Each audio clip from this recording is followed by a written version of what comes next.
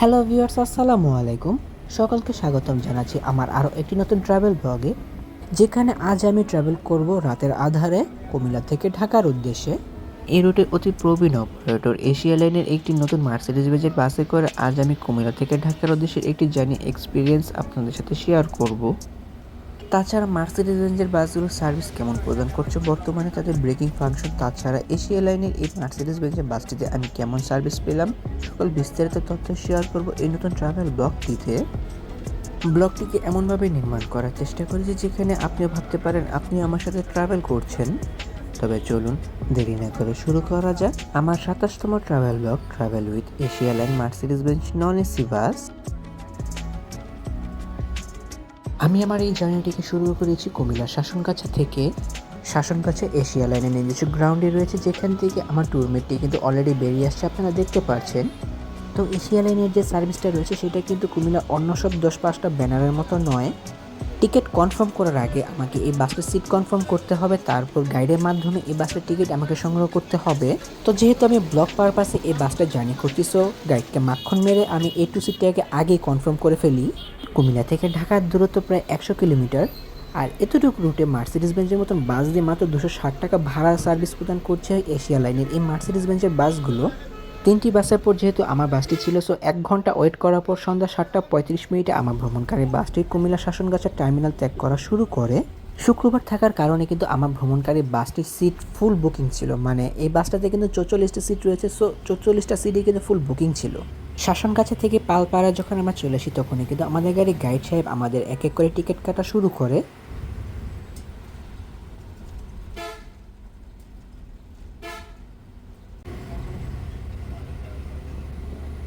এই বাসটা জার্নি করার সময় আমার কাছে একটা জিনিস বেশি বিরক্ত লেগেছে, যে এই বাসটার যে হাইড্রোলিক হর্নটা রয়েছে সেটা কিন্তু আমার সিটের নিচে, যার জন্য হর্নটা দেওয়ার সাথে সাথে কিন্তু এই হর্নের সাউন্ডটা আমার ডিরেক্ট মাথায় আঘাত লাগতেছিল। আর মাথায় লাগার যে পেইনটা সেটা কিন্তু আমি ট্রাভেল ডের 2 দিন পর পর্যন্ত টের পাইছি। আপনারা অনেকেই বলেন আমি গাড়ির রিল সাউন্ড রিমুভের পাশাপাশি ভিডিওর স্পিডটা নাকি অনেকটা বাড়ায় দিই, যার জন্য আমি লাস্ট কিছু ট্রাভেল ব্লগ থেকে কিন্তু রিয়েল সাউন্ডের পাশাপাশি রিয়েল যে স্পিড সেটা রাখার চেষ্টা করতেছি, যার জন্য ভিডিওর লেন্থ কিন্তু অনেক বড় হয়ে যাচ্ছে বর্তমানে। তো আমরা কিন্তু আলেকাচর থেকে সরাসরি একদম N1-এ উঠে পড়ি, মানে আমাদের পরবর্তী ডেস্টিনেশন ক্যান্টনমেন্ট। আমাদের গাড়িটা সম্পূর্ণ ফুল বুক থাকার কারণে কিন্তু আমাদের গাড়ির গাইড সাহেব আর কোনো টিকিট সহ যাত্রী তুলে নাই, কিন্তু টিকিটবিহীন খোলা যাত্রী মানে পোক তোলার যে বিষয়টা সেটা কিন্তু আপনারা সামনে বুঝতে পারবেন তিনি কি তুলছে কি তুলে নাই।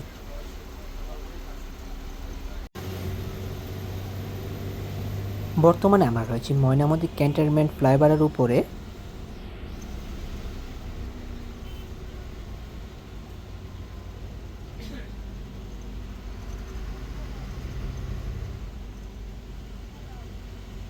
ঢাকা থেকে কুমিল্লা যাওয়ার পথে তেমন একটা ট্রাকের চাপ না পেলেও আমি কুমিল্লা থেকে ঢাকা আসার পথে বেশ ভালো পরিমাণের ট্রাকের চাপ পেয়েছি, যার জন্য আমার কাছে এই ট্রাভেল ব্লগটা একটা গলার কাটার মতন হয়ে গিয়েছিল। মানে এডিট করার সময় বুঝতে পারতেছিলাম না যে আমি কোন পার্টটাকে অ্যাড করব, কোন পার্টটাকে কেটে ডিলিট করে দিব।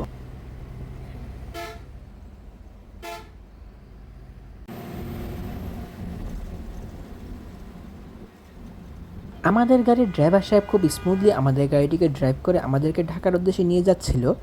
যেখানে যতটুকু গতি দরকার সেখানে তিনি ততটুকু গতি দিয়ে কিন্তু আমাদের ভ্রমণকারী বাসটিকে এগিয়ে নিয়ে যাচ্ছিলেন ঢাকার উদ্দেশ্যে। গাইড সাহেব অলরেডি তার অফিসিয়াল কার্যক্রম শেষ করে তার নিজস্ব কার্যক্রম শুরু করে দিয়েছে।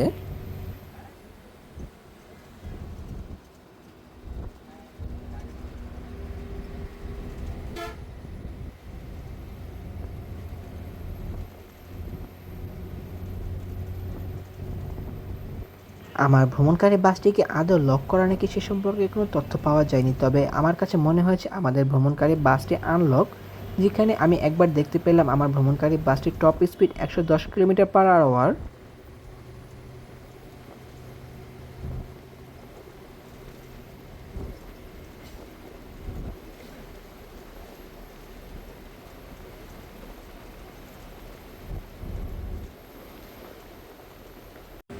গাড়ির কন্ডিশন ও চ্যাসিস নিয়ে একটু পরে আলোচনা করছি।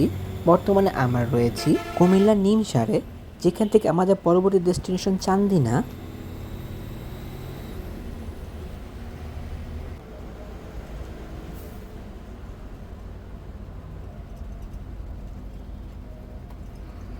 যখন আমরা নিমসার পার করছিলাম তখন কিন্তু এশার নামাজের আজান দিয়ে দেয়।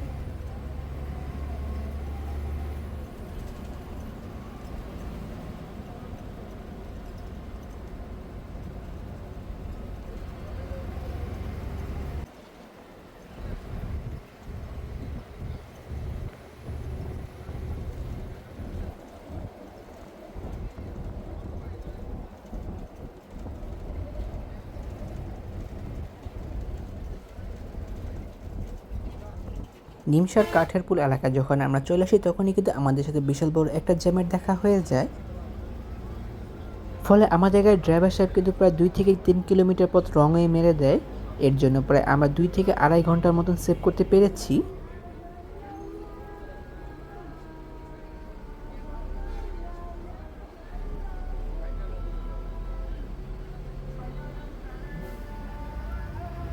হ্যাঁ, রঙে মারা যে আসলে একটা রিস্কি ব্যাপার সেটা আমরা জানি, কিন্তু জ্যামের হাত থেকে বাঁচতে কিন্তু আমাদের গাড়ির সামনে থাকা আরও 2টি বাস রঙে মেরে দেয়। সো জ্যামের হাত থেকে বাঁচতে এবং টাইম রিকভারি করতে আমাদের গাড়ির ড্রাইভার সাহেব কিন্তু ওই 2টি বাসের পেছু পেছু প্রায় 2 থেকে 3 কিলোমিটার পথ পাড়ি দিয়ে ফেলে।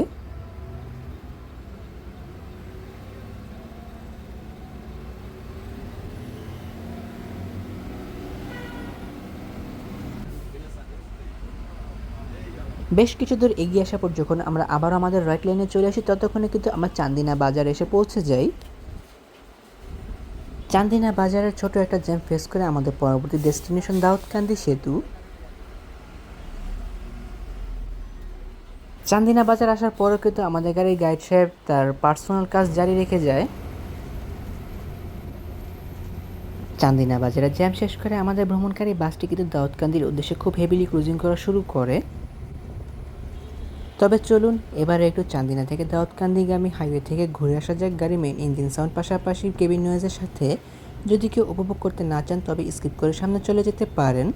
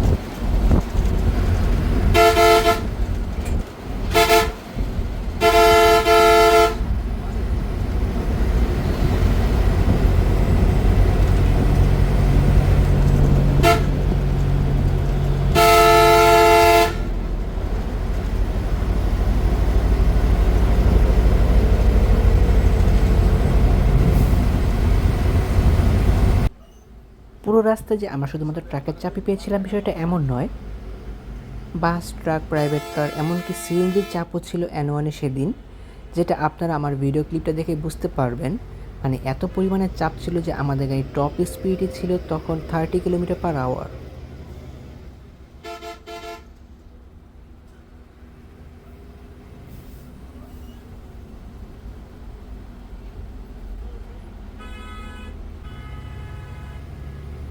এমন একটা পরিস্থিতি ছিল যে আমার একটা সময় মনে হচ্ছিল যে আমি কেন ট্রাভেল ব্লগ করতেছি।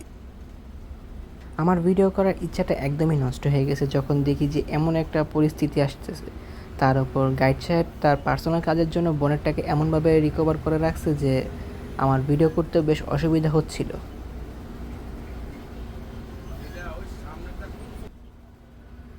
আর এত জ্যাম ফেস করতে করতে আমাদের গাড়ির ড্রাইভার সাহেবের মাথা কিন্তু গরম হয়ে গেছে, যার জন্য তিনি ফাঁক পকর পেলে বাউলি মেরে বের হয়ে যাওয়ার চেষ্টা করতেছিল।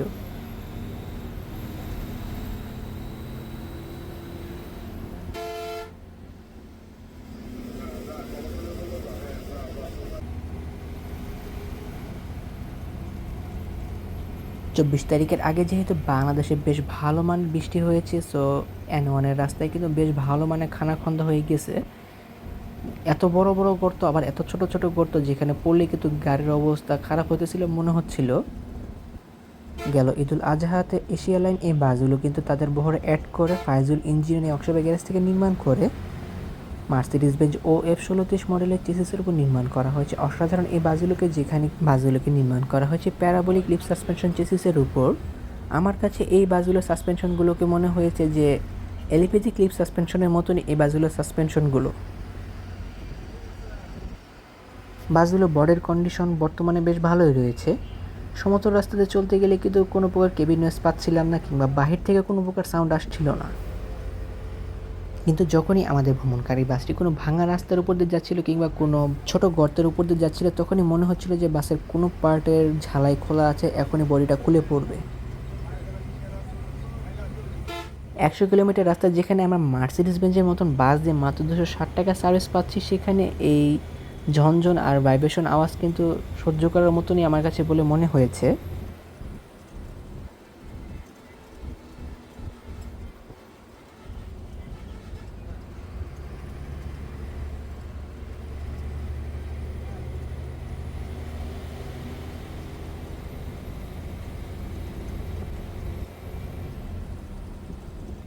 আমাদের গাড়ির ড্রাইভার সাহেব কিন্তু ভাঙাচোরা রাস্তাগুলোকে খুব ভালোভাবে এড়িয়ে চলছিল, তাও কিন্তু এড়ানো তেমন একটা পসিবল হচ্ছিল না।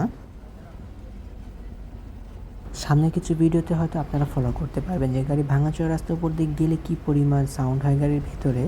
মনে হয় যে গাড়ির ভেতরে কোনো পার্ট আলগা হয়ে আছে।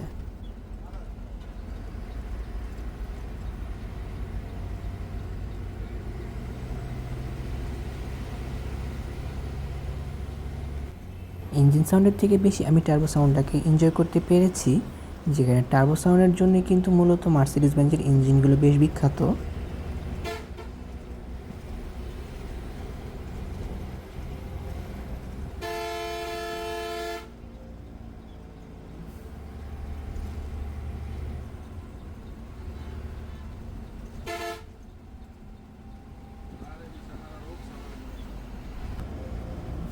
তো এই পর্যায়ে এসে সারা এক্সপ্রেসের একটি অশোক লেল্যান্ড এসি বাসের সাথে আমাদের দেখা হয়ে যায়।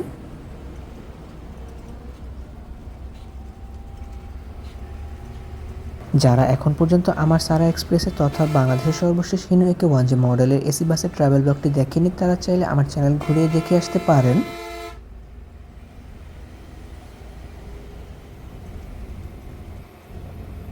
যেহেতু আমি ঢাকা থেকে কুমিল্লা যাওয়ার পথে বৃষ্টির দেখা পেয়েছিলাম, সো ধারণা করছিলাম যে কুমিল্লা থেকে ঢাকা ফেরার পথে হয়তো আমি বৃষ্টির দেখা পাবো। পাশাপাশি বৃষ্টির দিনে মার্সিডিজ বেঞ্জের পারফরমেন্স কীরকম সেটাও আপনাদের সাথে উপস্থাপন করতে পারবো।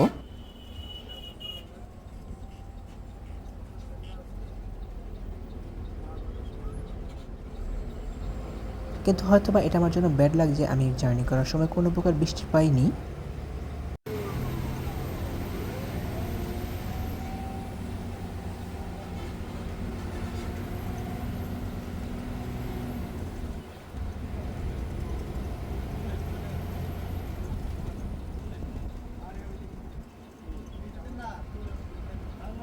দাউদকান্দি টোল প্লাজা চলে আসার পর কিন্তু আমরা আবার জ্যামের শিকার হয়ে যাই।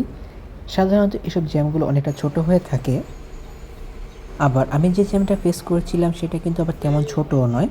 দাউদকান্দি থেকে প্রায় 200-300 গজ দূর পর্যন্ত এই জ্যামটা ছড়িয়ে গিয়েছিল। আর শুক্রবারে লাস্ট আওয়ারের কারণে কিন্তু এসব জ্যামগুলো আরও বেশি বড় আকার ধারণ করে। তো জ্যামের মধ্যে কিন্তু আমাদের গাড়ির ড্রাইভার সাহেব ফাঁক ফোকর পেলে গাড়িটাকে টেনে একটু সামনে নেওয়ার চেষ্টা করতেছিল, কিন্তু আমাদের গাড়ির সাইজটা একটু বড় হওয়ার কারণে কিন্তু তেমন একটা পসিবল হচ্ছিল না। তো জ্যাম ফেস করতে করতে কিন্তু আমরা 450 টাকা টোল দিয়ে উঠে পড়ি দাউদকান্দি সেতুর উপর। দাউদকান্দি সেতুর উপর ওঠার পরেও কিন্তু আমরা ছোট্ট একটা জ্যামের দেখে পেয়ে যে মূলত স্লো স্লো ট্রাক চলার কারণে এই জ্যামগুলো হয়ে থাকে।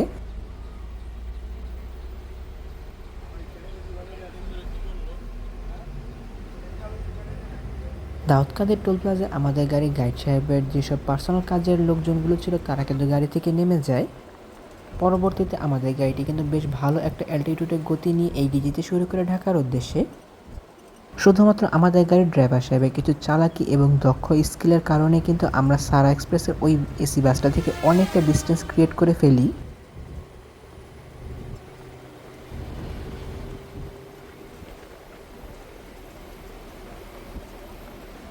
বর্তমানে আমরা রয়েছি দাউদকান্দি বাউশিয়া পয়েন্টে,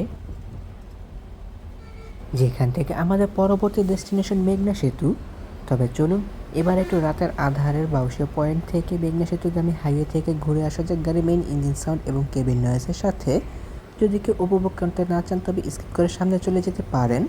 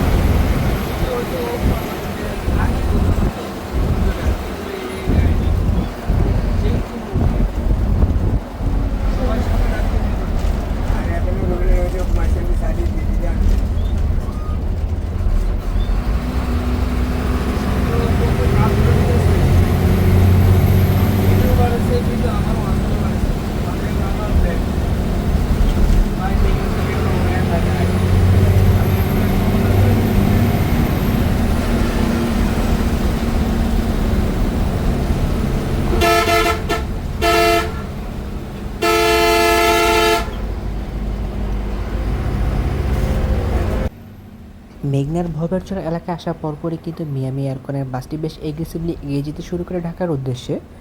আপনারা বর্তমানে রাস্তা খেয়াল করে দেখতে পারবেন যে খানাখন্দের পরিমাণ কতটা বেশি। এই খানাখন্দগুলো এড়িয়ে চলতে কিন্তু আমাদের গাড়ির ড্রাইভার হিসেবে বেশ বেগ পেতে হচ্ছিল। তাছাড়া ট্রাকের চাপ থাকার কারণে কিন্তু আমাদের গাড়ির ড্রাইভার সাহেবকে বেশ বেগ পেতে হচ্ছিল সামনে এগোনোর জন্য।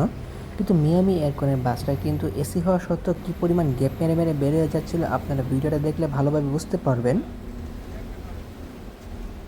সো আমাদের গাড়ির ড্রাইভার সাহেব মিয়ামি এয়ারকনের বাসের বাম্পার ধরেই কিন্তু ঢাকার উদ্দেশ্যে এগিয়ে যেতে শুরু করে, যেখান থেকে কিন্তু আমরা বেশ কিছুক্ষণ জার্নি করার পর উঠে পড়ি মেঘনা সেতুর উপর। মেঘনা সেতুতে ওঠার পর কিন্তু আমার ছোট্ট একটা জ্যামের দেখা পেয়ে যায়, যেখান থেকে মিয়ামি এয়ারকনের বাসটাকে কিন্তু আমরা ওভারটেক করে ফেলতে সক্ষম হই। তো মেঘনা সেতু পার করার পর আমাদের পরবর্তী ডেস্টিনেশন মদনপুর হয়ে কাঁচপুর সেতু। ট্রাক ও বিভিন্ন যানবাহনের চাপ ঠেলে আমাদের ভ্রমণকারী বাসটি মেঘনা সেতু পার করে রাত 9:30টায়। তো মেঘনা সেতু আসার পর কিন্তু আমাদের ভ্রমণকারী বাসটি বেশ এগ্রেসিভলি জার্নি করা শুরু করে ঢাকার উদ্দেশ্যে। মেঘনা সেতুর লাঙ্গলবন প্রান্ত থেকে আমাদের গাড়ি থেকে কিন্তু আস্তে আস্তে যাত্রী নামা শুরু হয়ে যায়।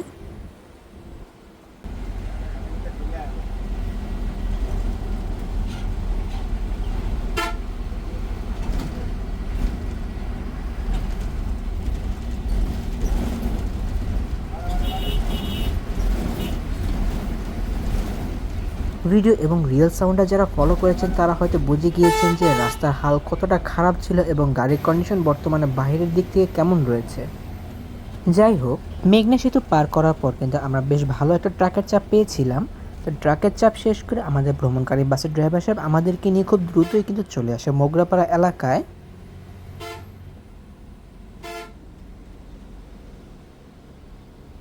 যেহেতু মেঘনা সেতু পার করার পর আমাদের পরবর্তী ডেস্টিনেশন কাঁচপুর সেতু, সো আমরা কিন্তু লাঙ্গলবন, মোগরাপাড়া ও মদনপুর পার করে কাঁচপুর সেতুর খুব কাছাকাছি চলে আসি। যখন আমরা গ্রিন লাইনের বডি ওয়ার্কশপ এসএনএস অটোমোবাইলসের কাছাকাছি চলে আসি তখনই কিন্তু আমাদের সাথে স্টার লাইনের একটি হিনোকে 1J মডেলের এসি বাসের সাথে দেখা হয়ে যায়।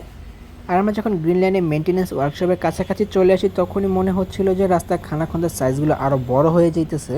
যাই হোক, আমার ভ্রমণকারী বাসটা কিন্তু স্টার লাইনের এসি বাসটাকে খুব স্মুথলি ওভারটেক করতে সক্ষম হয়। ফুল আরপিএম ব্যবহার করে কিন্তু আমাদের ভ্রমণকারী বাসটা স্টার লাইনের বাসটাকে ওভারটেক করতে সক্ষম হয়ে যায়। যখন আমরা কাঁচপুর সেতুর ঢালে কিছু যাত্রী নামিয়ে আবারও ঢাকার উদ্দেশ্যে জার্নি করতেছিলাম তখনই দেখতে পেলাম যে স্টার লাইনের বাসটা কিন্তু আমাদেরকে পুনরায় ওভারটেক করে সামনে চলে যায়। আর আমাদের গাড়ির ড্রাইভার সাহেব কিন্তু খুব টেকনিক্যালি আবারও স্টাইলিনে এসি বাসটাকে ওভারটেক করে। মানে মনে হচ্ছিল যে একবার ও আমাদেরকে ওভারটেক করছে, একবার আমরা ওকে ওভারটেক করছি।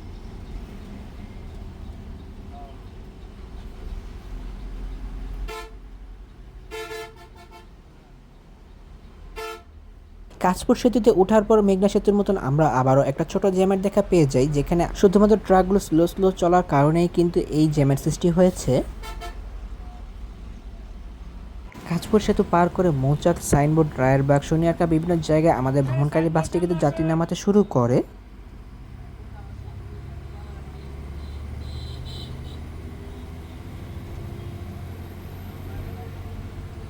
তো যেহেতু 9:30টারও বেশি বেজে গিয়েছে, সো আমরা ধারণা করতে পারতেছিলাম যে রায়েরবাগে বেশ ভালো মানের একটা জ্যাম আমাদের জন্য ওয়েট করতেছে।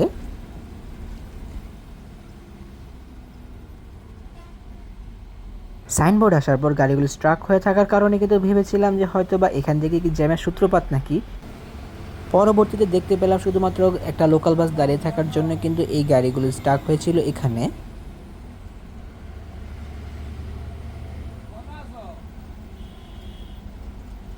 কিন্তু আমাদেরকে জ্যামের জন্য বেশিক্ষণ ওয়েট করতে হয়নি। সাইনবোর্ড পার করে রায়েরবাগ শুরুর কালেই কিন্তু আমরা জ্যামের দেখা পেয়ে যাই।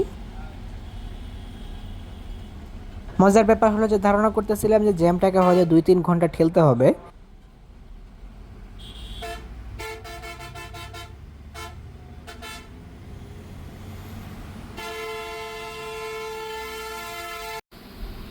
জ্যামের মধ্যেও কিন্তু স্টালিনের বাসটা আমাদের সাথেই ছিল। তাছাড়া মিয়ামি এয়ারকনের বাসটা কিন্তু আমাদের সাথে এসে অ্যাড হয়ে যায় জ্যামের মধ্যেই।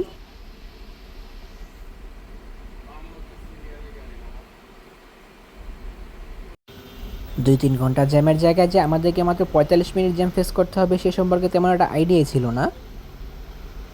কেননা আমি রাতে যতবারই ঢাকা ঢোকার চেষ্টা করেছি ততবারই বিশাল বড় বড় জ্যামের শিকার হয়েছি।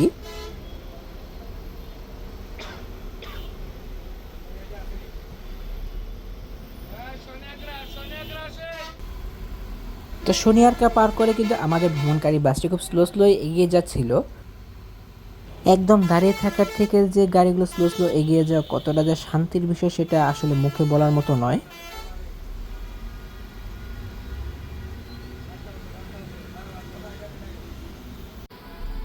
অবশেষে জ্যামের সমাপ্তি ঘটিয়ে আমাদের ভ্রমণকারী বাসটি কিন্তু বর্তমানে প্রবেশ করছে মেয়র হানিফ ফ্লাইওভারের উপরে।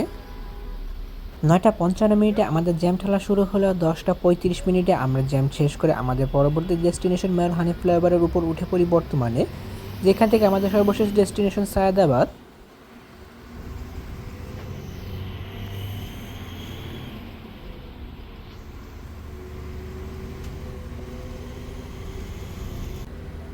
মেয়র হানিফ ফ্লাইওভারে ওঠার পরও কিন্তু আমাদের ভ্রমণকারী বাসের ড্রাইভার সাহেব তার ক্রুজিং জারি রেখেছেন, যার জন্য কিন্তু আমরা বেশ অনেকগুলো গাড়িকে পিছনে ফেলে সায়েদাবাদ প্রান্তের টোল প্লাজা চলে আসি খুব দ্রুততার সাথেই।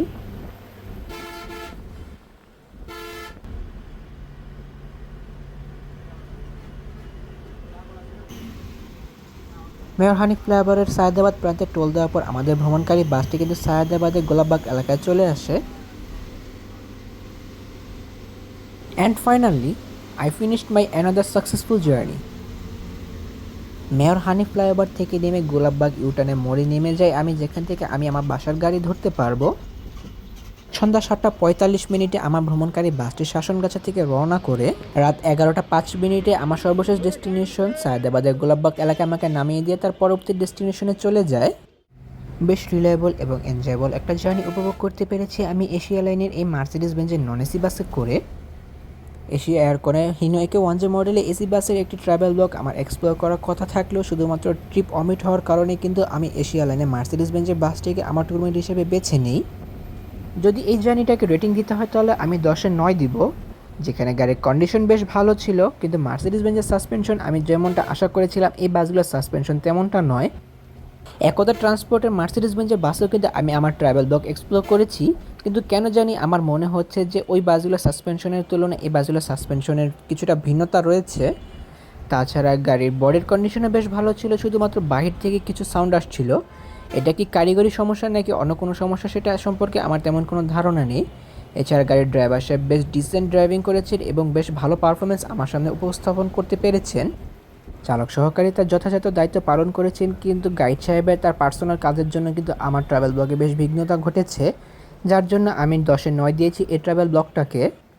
এত কিছুর পরেও মার্সিডিজ বেঞ্চের মতন বাস দিয়ে মাত্র 100 কিলোমিটার পথ জার্নি করা মাত্র 260 টাকা, এটা আসলে একটা কাকতালীয় ব্যাপার। তাহলে ভিউয়ার্স, আমার এই জানিয়ে ব্লগটা কেমন লাগলো তো কমেন্ট করে কিন্তু অবশ্যই জানাবেন।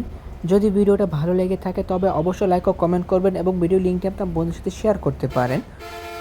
এমনই কিছু ভিডিও পেতে কিংবা দেশের পরিবহন জগতের সকল তথ্য বিস্তারিত জানতে কিংবা নতুন বাজেল আপডেট সবার আগে পেতে অথবা ভ্রমণ সংক্রান্ত কোনো তথ্য জানতে আমার এই চ্যানেলটিকে সাবস্ক্রাইব করে পাশে থাকার অনুরোধ রইল। খুব শীঘ্রই ফিরছি নতুন কোনো ভিডিও নিয়ে, সেই প্রত্যাশা আজকের ভিডিও এখানে শেষ করছি। আল্লাহ হাফেজ।